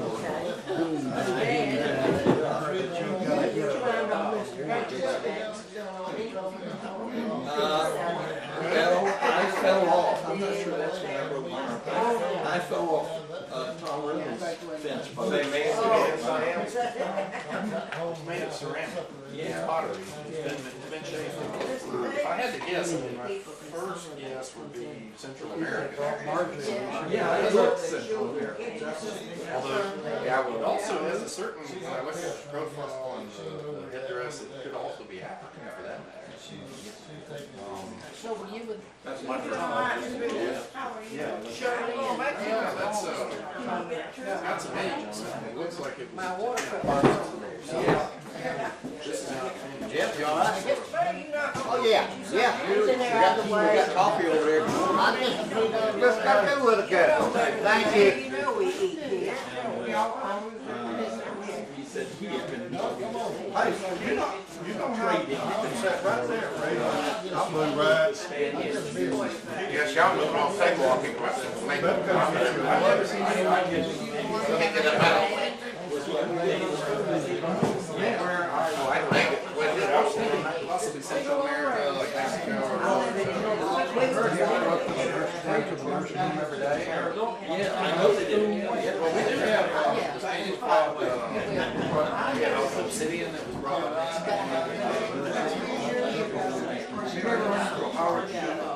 Yeah,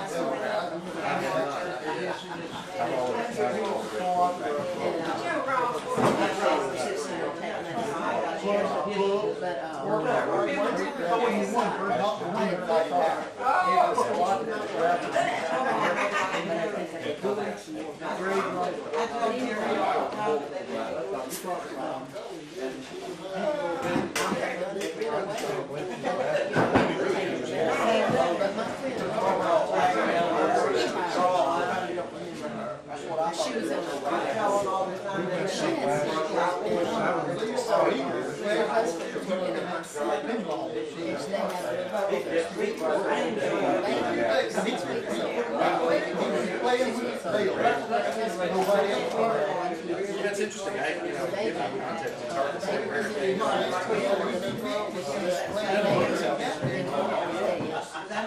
I've never seen anything like that. The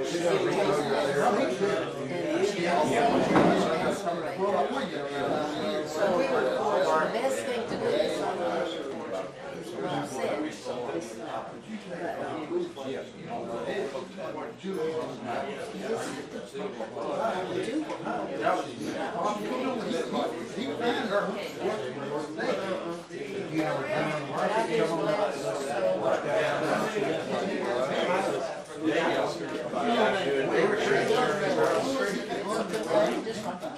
a better. Well,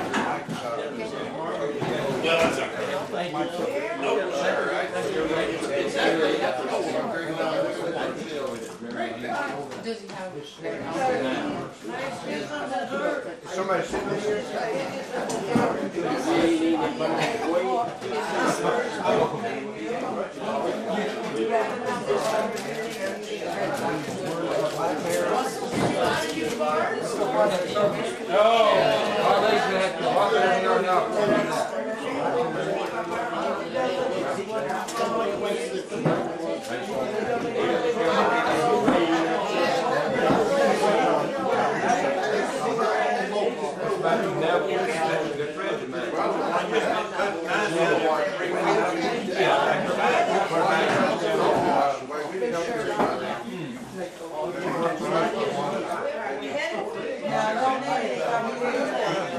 Oh, I gotta keep going, please, for like, Andrew Jackson, I haven't been in that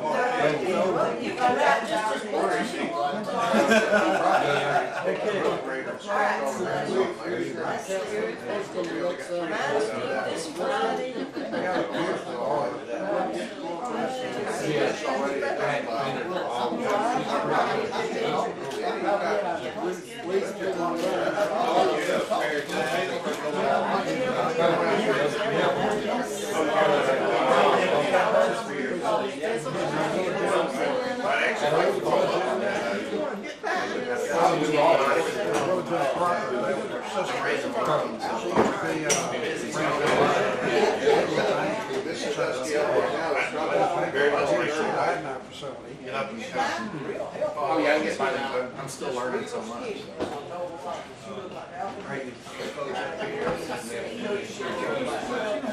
That was real hard. Very hard. I had it when I tasted it. Anyway, come here.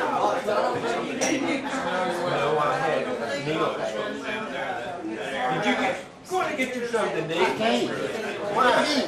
I got to get back to my corner. Oh, okay. Well, I don't tell Donald Clem, some people in there and all taking your place too. Dave, did I get your place?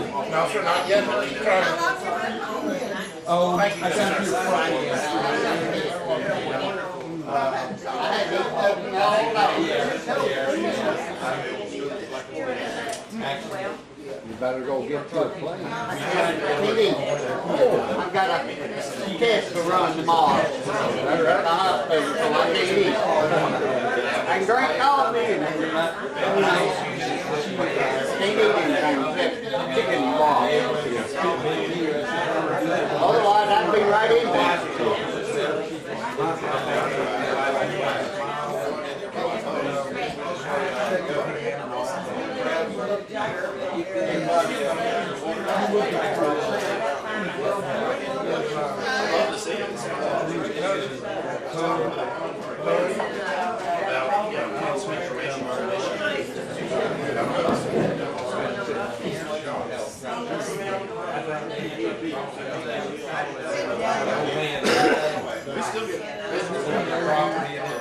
Still working good.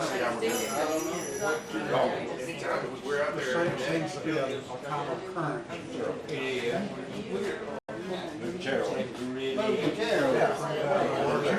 Oh! I'm gonna hit that thing yet, ain't I? Well, I know one over in the Harold, you get plenty? Yeah. You been feeling pretty good?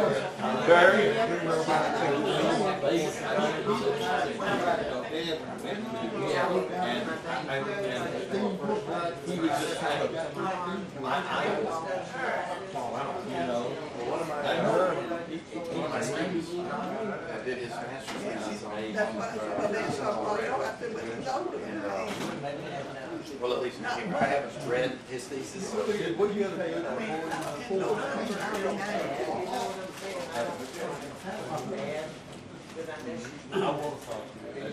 We found some other students last summer accidental. They don't know about all, but I talked to over here.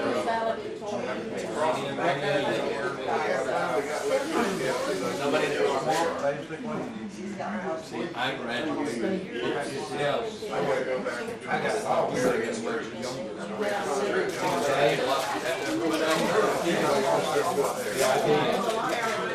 Anyway, I was trying to get away from having these stores. We let in about 4:30. Landing on the whole island. I'm 75. I was supposed to take further expanding because I knew more about it than posted. a little bit of business. Alan said he's afraid he didn't love her. That's a wonderful wedding. And so I went. You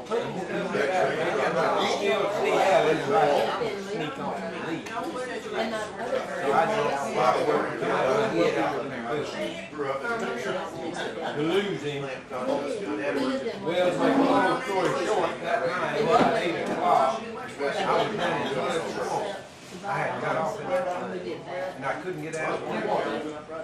I was in the railroad to this deep. I took my gun, my turkey gun, clothes. Finally, they shot that night, shot a couple of boys that got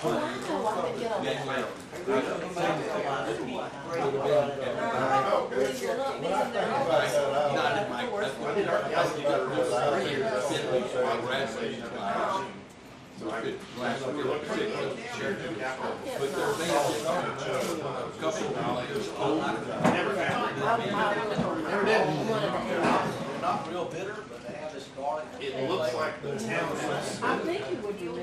general, kind of years destroyed and things. Well, them Allen Didn't can't have do the it. village They so there's not a lot of art. still talk them down. The Cherokees seem to live in little house farmsteads. So they're hard to do. You know, shovel testing. Some Cherokees.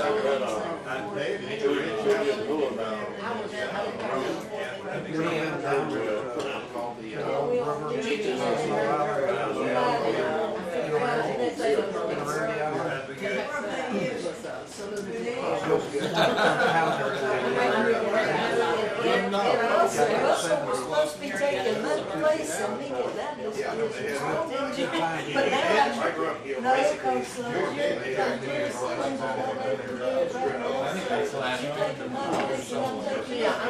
Where you were, well, they were 57, and we were at 56. You were 57, now what's your name? No. Rigby. If you ever see them more than they got those far. Now, you should not, well, they were, are you related to, or do you have to be with, or? I haven't read them, so I don't know what they're editing. But 600 says you can go home.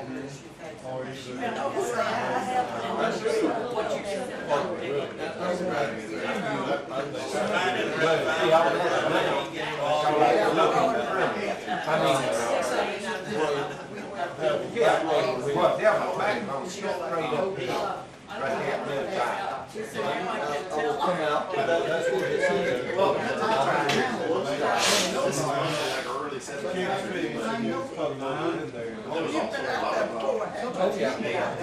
War a week, I used to have to tell them about these stories.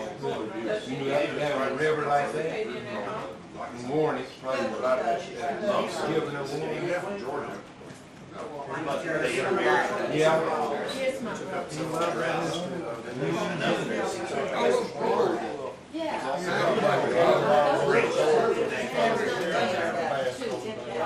Okay, okay. I'm talking about the island, the river, you can't move down there. Picks up the soil at the head of the island. I still can see 100 years from now, the island that's in the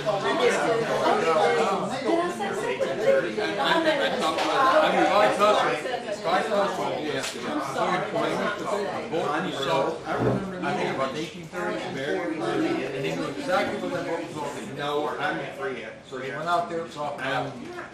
They said they let's say 56. So what they did is they thought, sure, I remember here, I remember this side of the island. And strangulated it. And he discovered that the gold now is in the dead center of the island. His children working his way down there. So that's, exactly on. Oh, this is a standard. Yeah, that's right. Diane was gonna be here a couple hours. Well, Now, who just said? yeah, no.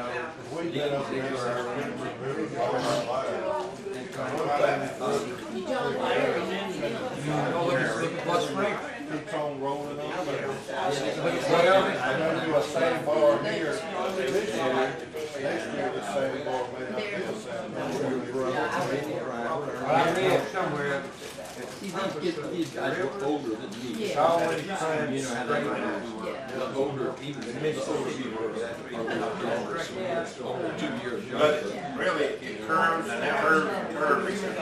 I remember These cut straight across. That's right. Really, really interesting. But Actually, we it's a constant process of curving and straightening, which leads to all these dead legs. Yeah, of course. What's happening just north of What was this little island? We've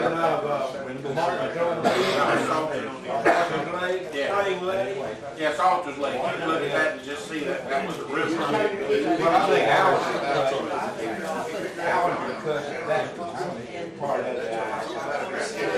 Go out,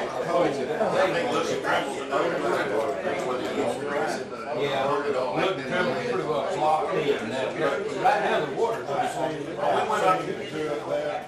We went up the cutoff one time, and you like, you have the banks on the banks to your right going up the river, maybe 20 feet tall, but you're a boat going by on just on the other side, really just a few feet away. English allied action. That changed.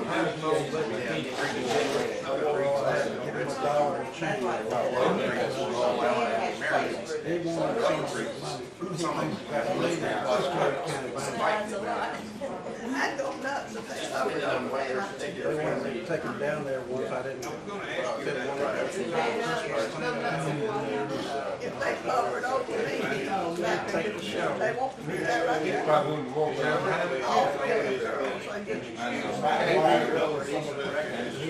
Be taking some.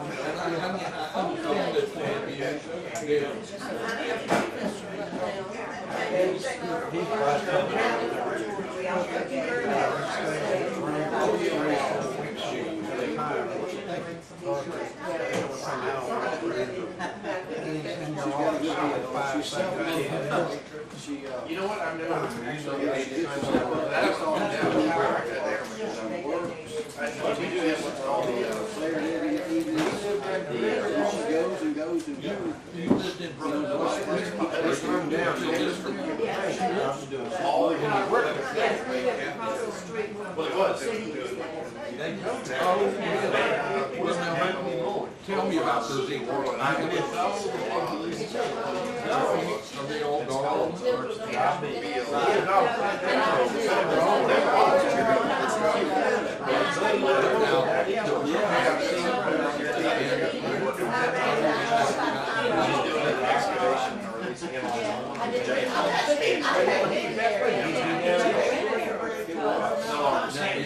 He could be sitting around right there, right there. But she's trying to.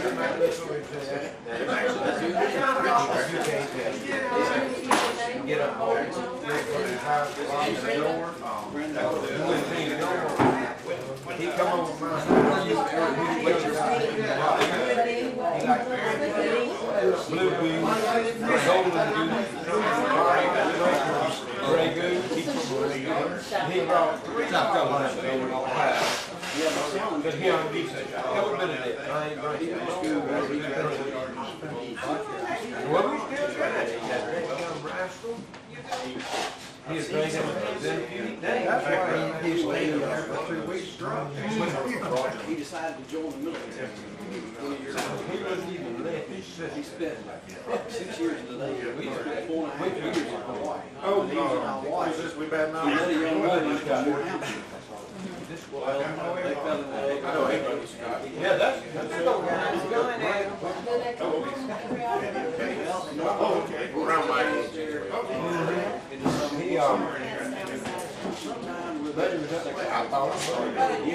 He's gonna quit me.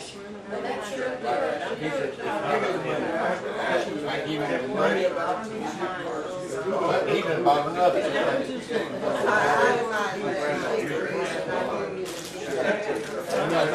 Some days he's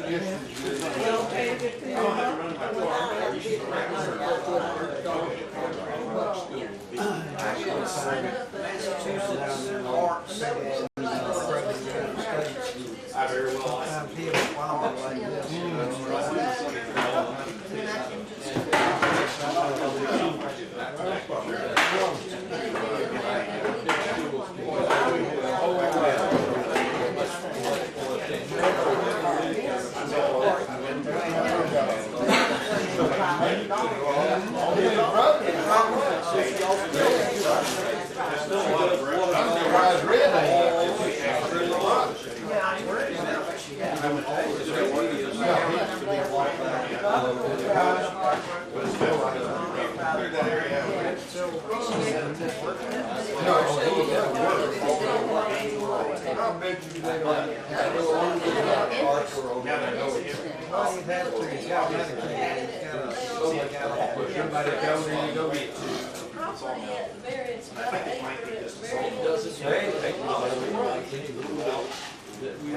I've been knowing you have to occupation. Before even went that was a long way to give him something.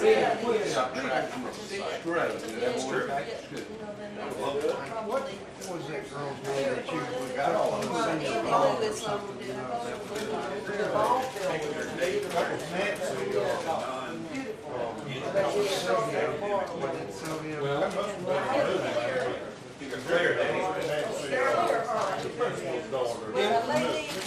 General, no.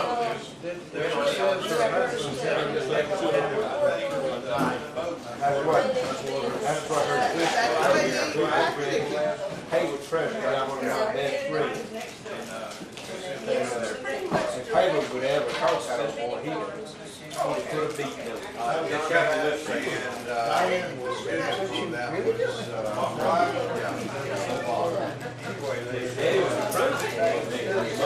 Talk school.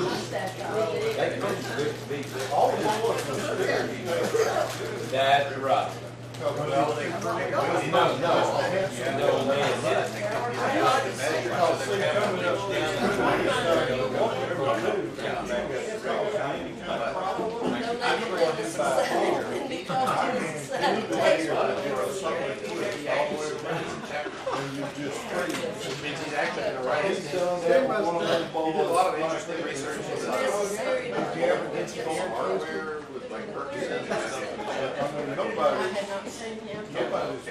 Yeah, he went out with her. My wife's over there. Me and her brother. We got an eyewitness who remembers across the river where they found this thing. We took them home, and they used to involved with the, when they came back out. No, that's fine.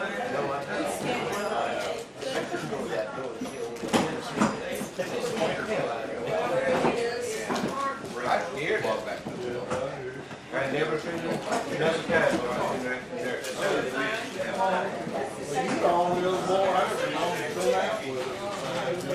Oh, I didn't walk my way to the door. I just walked up the steps.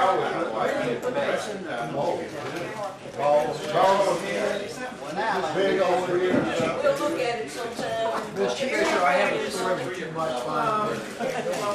Okay. I went to a four-year school in Santa Barbara, California. Everything in Santa Barbara, California has 6 wings. Everything. A lot of the nuns had yoga. If you're acting up a sleigh ride, the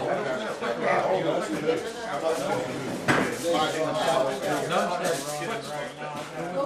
act up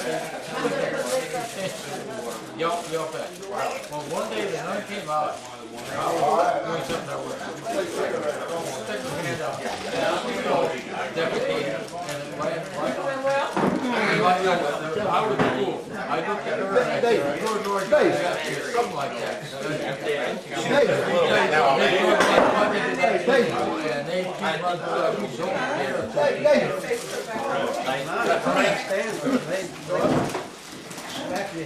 I know, there's a rule. Yeah, exactly.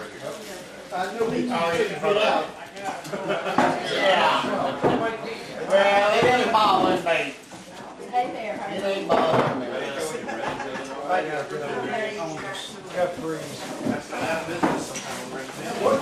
I'm looking forward to seeing Dave on I know it, just the other day, I'm not seeing it, I ain't much on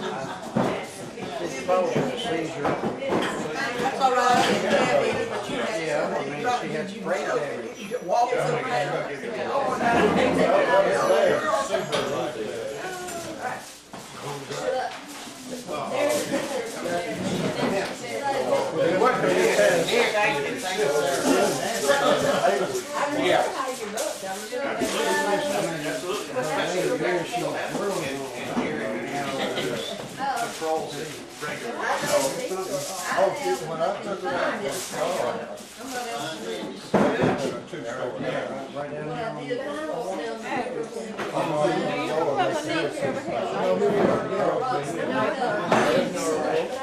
They would be in there, but I don't know the number.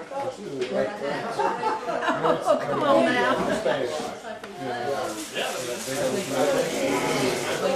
now.